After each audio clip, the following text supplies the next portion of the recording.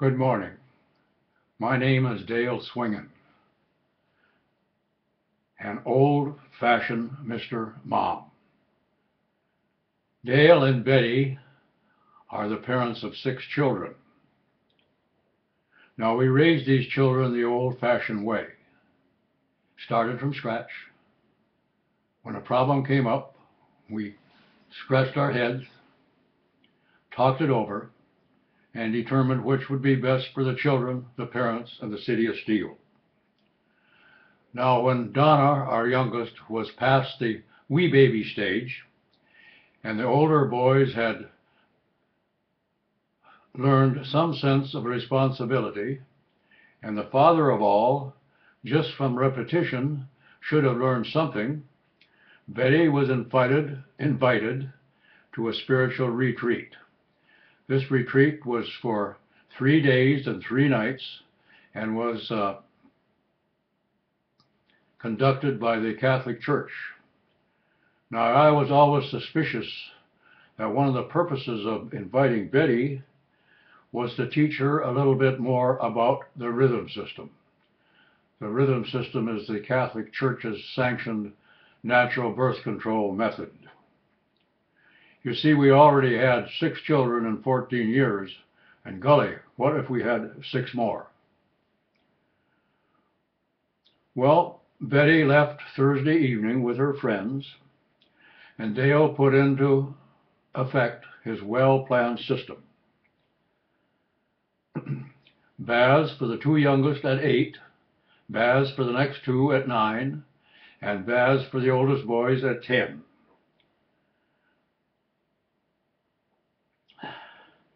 The next morning clothes were to be laid out at the foot of the bed. I wasn't going to have any of this last-minute searching for socks that matched and shirts that had buttons on. And I wasn't going to be one of those moms that still had her house coat on in the middle of the day. So I was going to try to be very efficient. Well, Thursday evening went quite well. I think the children were a little bit scared, and their behavior was really good. After all, their mother had been left, for 3 or 4 hours, maybe even for a half a day, when I was left in charge. But this was the first time that Betty was going to be gone for 3 days and 3 nights with only Dale in charge. Well, the next morning I set my alarm clock a little bit early to get an early start. And I was enjoying my bath, and I was just about completed with it, and I was reaching for my shorts that were on the back of the bathroom. And there came a loud, insistent knock on the bathroom door. It startled me so much, I dropped my shorts. You know where. And the message was, "Dad, we have to go to the bathroom." Well, it was really kind of humbling to take and wrap myself in a towel and stand there and watch as 3 of my children went to the bathroom. And I could notice each one of them would look down at Dad's wet shorts laying on the bathroom floor. And yes, I thought of explaining, no, I hadn't waited too long. But then sometimes things are left best unsaid. Well, for the morning I had planned a hot breakfast, broiled bacon, fried eggs, and toast. And my plan was that we were all going to eat in our underwear. I wasn't going to take any chance on sending anybody off to school with eggs and jelly on their clothes. So the plan was that son number 1 made the toast, son number 2 set the table, and I assigned myself the job of broiling the bacon and frying the eggs. And I was just well underway in our small but efficient kitchen. It's very narrow, so that there isn't room for 2-way traffic. It's only 1-way traffic. And so I had things well organized, and just was in the middle of frying the eggs when the telephone rang. Well, I went and answered it as one of Beck Telephone's subscribers, and he told me that his phone was not working last night. In fact, it really hadn't been working very well ever since we installed it 2 years ago. Well, frankly, it's kind of hard to be professional and fry eggs at the same time, but I did my best to assure the subscriber that I would dispatch a repairman out there as soon as possible this morning and to get that telephone in shape for him. Well, things were going okay, and then I don't know just what happened, but anyhow, a couple of those eggs stuck in the tray of the refrigerator, and I went to pick them up, and they couldn't get them up. Well, anyhow, I dropped 2 of them on the floor, and boy, I thought this is going to be terrible, because knowing pretty soon there'd be 6 pairs of feet running through that kitchen, I could see those eggs being spread all over. So being a quick wit, I quickly grabbed 3 chairs and made a bridge over those dropped eggs. Well, the children soon found out that Dad had a bridge out in the kitchen, and so they all had to come and check it out. So it was a matter of up and over and up and over and back. But anyhow, now we had the children at the table, and lo and behold, if I didn't get phone call number 2. Well, for this, now it was my turn to go up and over. Well, I'm a tall man, and it really got pretty close to the ceiling, but it did give me an opportunity to look around and see how well Betty had dusted the light fixtures and etc. And I noticed there was some dust, and I just made a reservation, or just reserved that thought that in case she said too much about my housekeeping, I would have a little bit of a rebuttal. Well, this time it was one of Beck Telephone's employees, and he said, "Mr. Svingen, I have a sore throat. I don't think I should come to work today." So I very professionally excused him and wished him well, and assured him that we would shuffle our work schedule and cover his work. Well, now we did have the children at the table, and we're just about ready to say grace, and I think we had said in the name of, and the telephone rang. So again, it was up and over for Dad to get to the telephone, and this time it was Margaret Smith from that owned and operated a home-style cafe in Steele. And Betty and I often brought our children down there Sunday mornings after Mass, and Betty would have along with her 2 little Tuppy cups and 2 plastic bibs.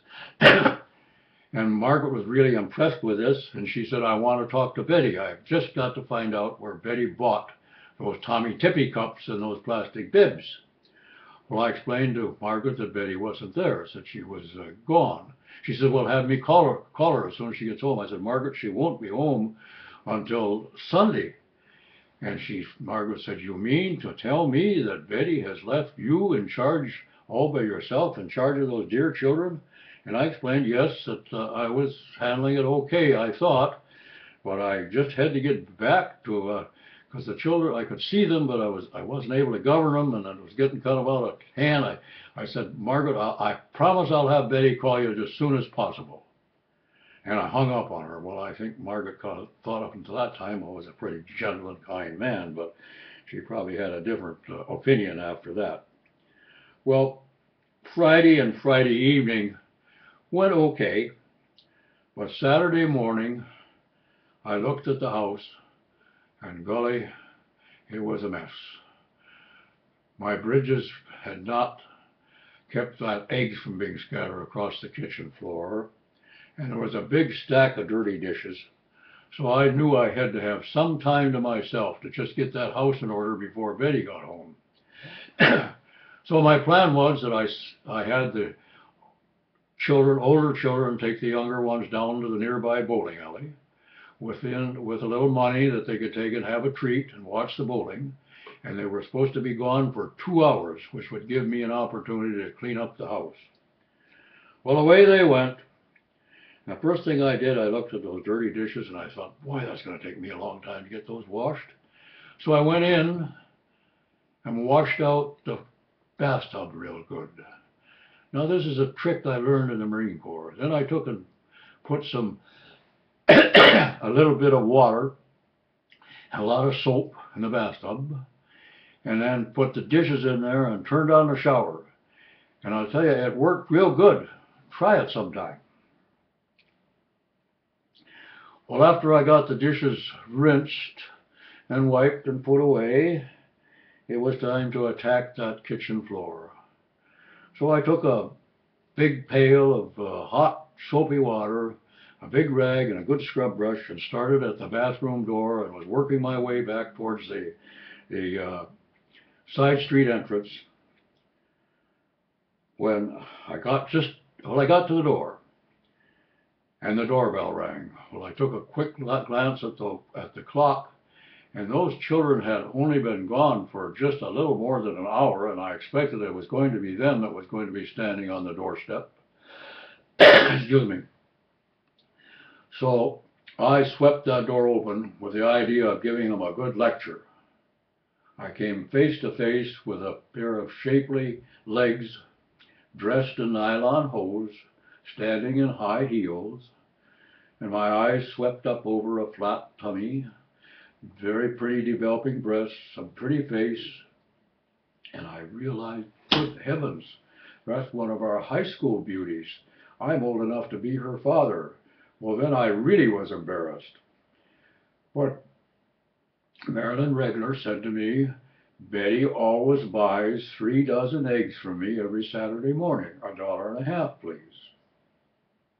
Well, I reached in my wallet and found 2 $1 bills and told her to keep the change.